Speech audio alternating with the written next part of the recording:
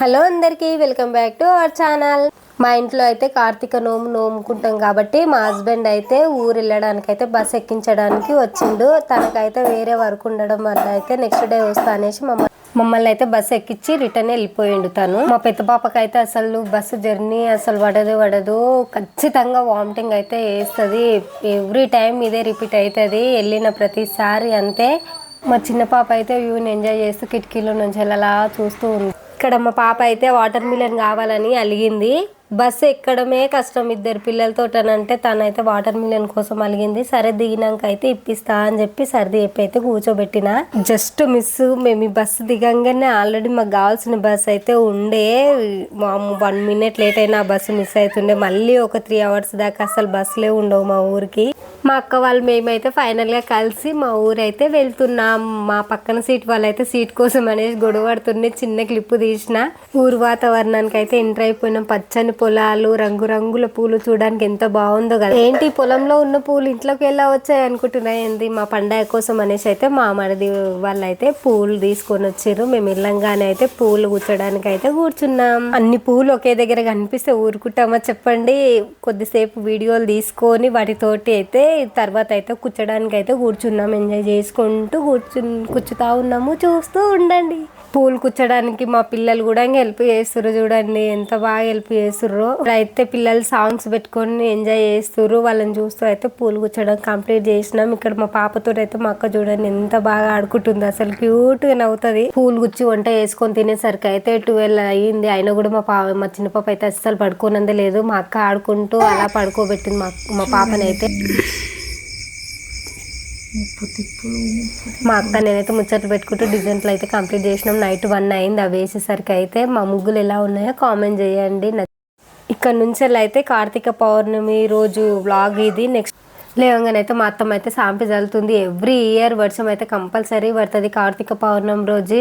ఇక్కడైతే మా పాప లేచి కూర్చుంది. ఒక క్యూట్ ఎక్స్ప్రెషన్ తోటి చూస్తూ ఉంది. నైట్ 1 or 2 అయినా కూడా మార్నింగ్ 5:30 వరకు అయితే లేచి కూర్చుంటుంది. మా అత్తమ్మ సాంపి చల్లింది. మా అక్క అయితే ఇక్కడ ముగ్గేస్తుంది. ముగ్గులు అయితే చాలా బాగా వేస్తుంది మా అక్క. సొమ్మొకరిది సోకొకరిది అంటే ఇదేనేమో. మా అక్క వేసిన ముగ్గుకి నేనైతే బిల్డప్ ఇవ్వడానికి పసుపు కుంకుమ వేస్తున్నాను. మా పాప అయితే ఇక్కడ మా అమ్మతో ఆడుకుంటుంది. నిండే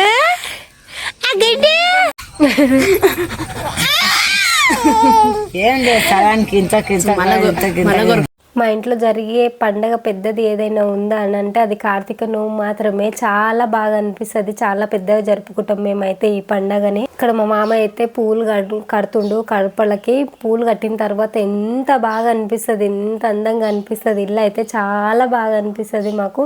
ఈ పూలతోటే అందం వస్తుంది కదా ఏ పండగకైనా కూడా. నోము పండుగ రోజు అయితే మా ఇంట్లో వాళ్ళు అందరు ఫుల్ బిజీగా ఉంటారు. ఎవరి పనులు వాళ్ళకే ఉంటాయి లేచినప్పటి నుంచి. అయితే ఇక్కడైతే ఇంకో డోర్కు కట్టేసిండు. మా మామయ్యనే కట్టిండు. చాలా బాగా కడతాడు కదా అసలు పూలు. ఇదైతే మెయిన్ డోరు మా ఇంటికి. ఇక్కడైతే మా మరిది కడుతున్నాడు. ఇది బాగుందా, మా మామయ్య కట్టింది బాగుందా కామెంట్ చేయండి. స్నానాలు చేసిన తర్వాత అయితే మా అక్క ఆల్రెడీ పొయ్యి కాడ కూర్చుంది. కట్టెల పొయ్యి మీదే వాడతాము, ఎందుకంటే ఎక్కువ సేపు పడుతుంది కాబట్టి కట్టెలు యూజ్ చేస్తాము. ఇదైతే పానకము మెయిన్ ప్రాసెస్ పానకంతో ఉంటుంది కదా. మా అక్క పానకం ప్రిపేర్ చేస్తుంటే నేనైతే దీపం పెట్టడానికి అయితే పూజ రూమ్లోకి అయితే వచ్చేసిన. నేను దీపం పెట్టే టైంకి అయితే కరెంటు పోయింది కాబట్టి టార్చ్ వేసుకొని అయితే పూజ చేసిన. పూజ ఎండింగ్ లోపు అయితే కరెంట్ అయితే వస్తుంది. పూజ చేస్తుంటే ఎంత ప్రశాంతంగా అనిపిస్తుందో అసలు. చాలా బాగా అనిపిస్తుంది పీస్ఫుల్గా. కరెంట్ అయితే వచ్చింది. ఆల్రెడీ దీపం పెట్టేసిన. అయితే మా పూజ రూమ్ ఎలా ఉందో కామెంట్ చేయండి. ఆ తొట్టెలలో కూడా పండగ స్పెషల్గానే కడతాము. చిన్నది ఒకటి పెద్దది ఒకటి. తొట్టెల అంటే ఏవో అనుకోకండి, బంతి పూలతోటి కట్టినాం చూడండి. ఆ 2 తొట్టెలలో అవే పండగకి మెయిన్గా తొట్టెలు ఉండాలి. అందరికీ ఉండాలని ఏం లేదు, మామూలుగా కూడా నోముకుంటారు కొందరు. అయితే మా ఇంట్లో అయితే ఆ తొట్టెలలో కంపల్సరీ ఉండాలి. పూజ చేసిన తర్వాత ఒక పాజిటివ్ వైబ్ వస్తుంది కదా, అసలు చాలా ప్రశాంతంగా అనిపిస్తుంది. అక్కడ కనిపించే ఆ గురుగులు కూడా గౌరీ నోము గురుగులే. అవి కూడా ఈరోజు పెట్టిన దీపం అంటే కార్తీక పండుగ రోజు పెట్టిన దీపము మళ్ళీ నెక్స్ట్ డే దాకా ఆరిపోకుండా అయితే చూసుకోవాలి. ఈ పూజ అయితే మార్నింగ్ చేసిన పూజ. ఈవినింగ్ టైంలో అయితే గౌరీదేవికి కావాల్సిన సామాన్లన్నీ అక్కడ పెట్టి ఒక ఆకులో పెట్టి తర్వాత మళ్ళీ పూజ చేసుకుంటాం. జస్ట్ ఇది మా నార్మల్ పూజనే మార్నింగ్ చేసింది. ఈవినింగ్ టైంలో అయితే గౌరీ పూజ చేస్తాము. పూజ కంప్లీట్ అయిన తర్వాత అయితే గౌరీ నోముకు కావాల్సిన ఒక స్పెషల్ కర్రీ అయితే ఉంటుంది. అది కలగూర పులుసు అని అంటాం మేమైతే. ఆ కలగూరనైతే మేము కుండలో చేసుకుంటాము. పొయ్యి పైన పెట్టేటప్పుడు అయితే 5 మందిని కలిపి ఆ కుండకు బొట్లు పెట్టేసి పొయ్యి పైన పెట్టేసిన తర్వాత అయితే మెయిన్గా గౌరీ నోముకు కావాల్సింది అయితే మెయిన్ ఐటము ఈ బూరెలు. ఇక్కడైతే బూరెలు ప్రిపేర్ చేస్తున్నాం. ఇదైతే ఈవినింగ్ టైంలో ఒత్తులు అయితే చేస్తున్నాం దీపాలకు కావాల్సినవి.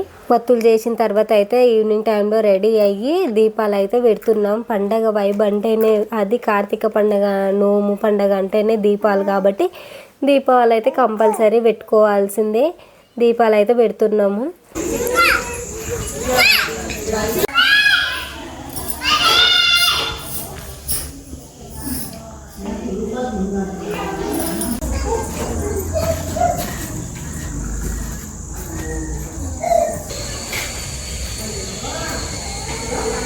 అంతా చూపించాను కానీ ఈవినింగ్ టైంలో పండగ ఎలా చేస్తాము దేవుని రూమ్లో అండ్ గౌరీ నోముకి సంబంధించి అనేసి చెప్పలేదు కదా. ఇప్పుడైతే చూసేసేయండి. మంగళారతి పాటలు అయితే పాడుతున్నాము.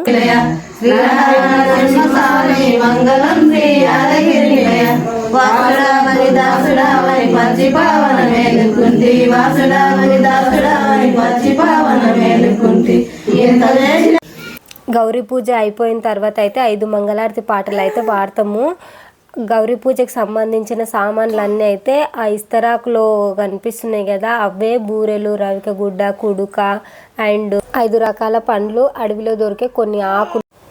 ఇక్కడ చూపిస్తున్న తనైతే మా పెద్ద వదిన, మా పెద్దతమ్మ వాళ్ళ బిడ్డ. తనైతే మా అన్నయ్య, మా వదిన వాళ్ళ హస్బెండ్. ఇక్కడైతే మా ఇంట్లో ఒక్కొక్కరం అయితే మొక్కుతాము చూడండి. అక్కడైతే మా పెద్దమ్మ అంటే మా మామయ్య వాళ్ళ అక్క, తర్వాత నేను మా హస్బెండ్ మొక్కుతాము, తర్వాత మా అక్క, మా బావ వాళ్ళు అండ్ మా మరిది వాళ్ళందరూ మొక్కుతారు. చూస్తూ ఉండండి.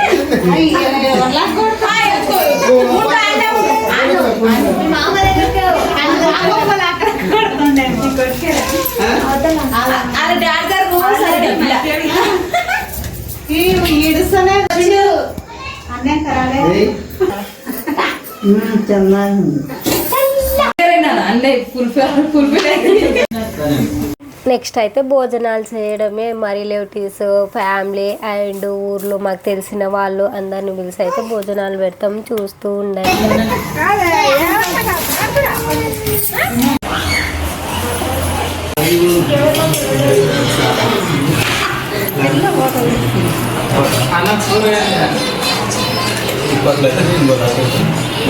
తినేసిన తర్వాత అయితే హ్యాపీగా క్రాకర్స్ అయితే కాలుస్తున్నాం ఫ్యామిలీ అందరం కలిసి.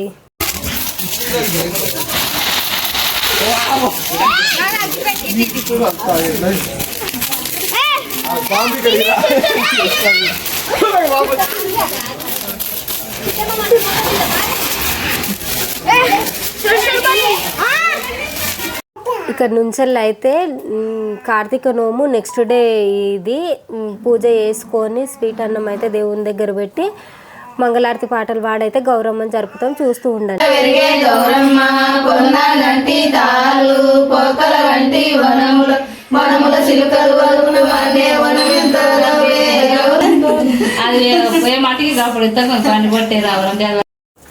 ఈ వీడియో అయితే మా పక్కన వదిన వాళ్ళ ఇంట్లో సేమ్ మా ఇంట్లో ఎట్లా జరిగిందో ప్రాసెస్ సేమ్ ఇక్కడ కూడా అట్లనే గౌరమ్మని జరిపి మంగళారతుల పాటలు అయితే పాడతారు.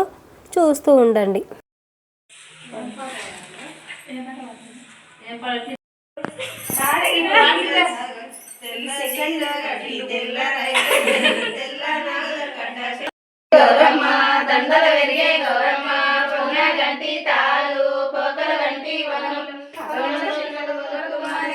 మా ఇంటి దగ్గరలో ఎవరెవరైతే నోము పండుగ చేసుకుంటారో వాళ్ళ దగ్గరికి వెళ్ళి ఒకరింట్లో తర్వాత ఒకరింట్లో గౌరమ్మని జరిపి అందరూ కలిసి అయితే గంగమ్మ దగ్గరికి అయితే వెళ్తారు. గౌరమ్మని గంగమ్మలో కలపడానికి అయితే అక్కడైతే ఒక అక్క మెడలో దండ కనిపిస్తుంది కదా, అదే గౌరీ దండ. ఆ దండ పోతే అయితే నోము పండుగ చేసుకోవద్దంట. అంటే అది దొరికిన వాళ్ళు చేసుకోవచ్చంట, ఎప్పుడు చేసుకొని వాళ్ళు కూడా ఆ దండ దొరికితే చేసుకోవచ్చంట. కాబట్టి ఆ దండం జాగ్రత్తగా ఇంటికి వచ్చేంత వరకు అయితే మెడలోనే వేసుకొని అయితే వస్తారు.